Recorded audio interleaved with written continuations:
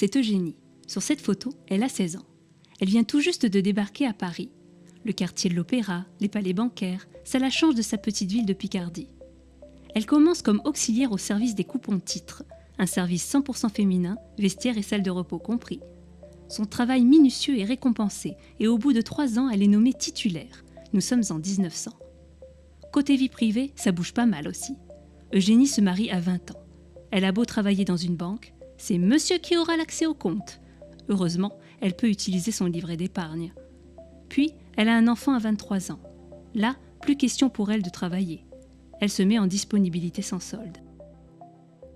C'est la guerre. Le mari d'Eugénie est mobilisé. Pour elle, comme pour toutes les femmes françaises, tout va être chamboulé. Elle doit participer à l'effort de guerre et retourne travailler à la banque. Là, comme partout en France, on souscrit à l'emprunt national. Elle y participe, même si son salaire a été diminué. Les hommes absents, elle est autorisée à gérer le compte bancaire du foyer. Ça et là, des bureaux de banque sont transformés en hôpitaux de fortune. Elle s'inquiète, pour sa famille, si près des champs de bataille, pour son mari sur le front, qu'elle retrouve le temps d'une permission au prix d'un congé sans solde.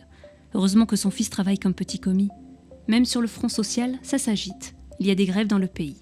Nous sommes en 1917. À quand l'accalmie ?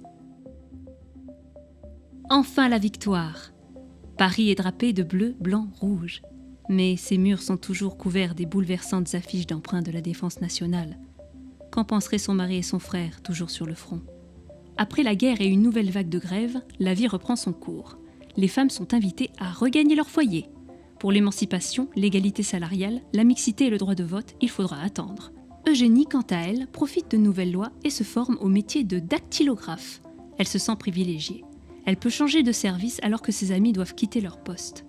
Eugénie s'accroche et s'adapte, y compris aux nouvelles machines de bureau. Eugénie, médaille d'or du mérite.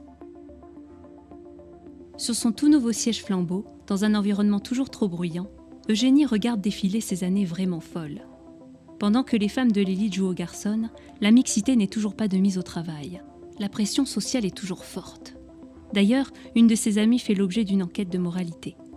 Quant à celles qui prennent part aux grèves, renvoyées.